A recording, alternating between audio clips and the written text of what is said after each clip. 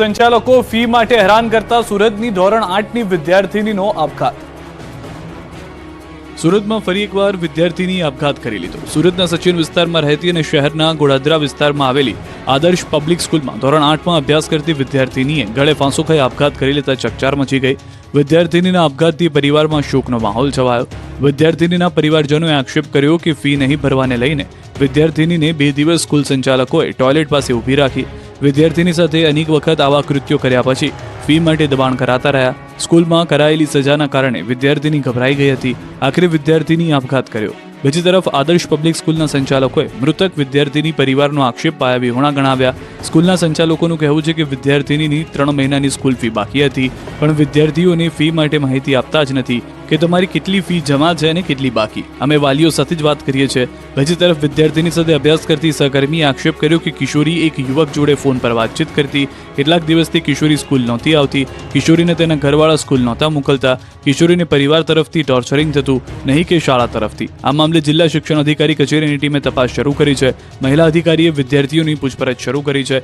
મહિલા અધિકારીએ ક્લાસના અન્ય વિદ્યાર્થીઓના પણ નિવેદન લીધા છે, જેની વચ્ચે આ મામલે સ્કૂલના 10 જાન્યુઆરીના સીસીટીવી ફૂટેજ પણ જોવા મળ્યા, જેમાં જોવા મળે છે કે વિદ્યાર્થીનીને લગભગ સવા કલાક સુધી કોમ્પ્યુટર લેબમાં એકલી બેસાડી રાખવામાં આવી હતી। સવારે 8:45 થી 9:05 સુધી વિદ્યાર્થીની લેબમાં એકલી જ હતી। સીસીટીવીમાં સ્પષ્ટ દેખાય છે કે વિદ્યાર્થીની શરૂઆતમાં લેબના સિટિંગ સ્ટૂલ ઉપર બેઠી હતી। ત્યારબાદ વિદ્યાર્થીનીને લેબમાં નીચે જમીન ઉપર બેસાડી દેવામાં આવી। લગભગ 9:06 વિદ્યાર્થીનીને ક્લાસરૂમમાં જવા દેવામાં આવી અને પરીક્ષામાં બેસવા દેવામાં આવી હતી। આ મામલે જિલ્લા શિક્ષણ અધિકારી કચેરી દ્વારા પણ તપાસ શરૂ કરવામાં આવી છે। હવે તપાસ બાદ જ આપઘાતનું સાચું કારણ બહાર આવશે। દેવભૂમિ દ્વારકાના 7 ટાપુઓ દબાણ મુક્ત થયા છે। તસવીરો જોઈને વિચારતા થઈ જશો। દેવભૂમિ દ્વારકાના અલગ અલગ 7 ટાપુ પર ગેરકાયદે ઊભા કરી દેવાયેલા દબાણોને સંપૂર્ણપણે હટાવી દેવામાં આવ્યા છે।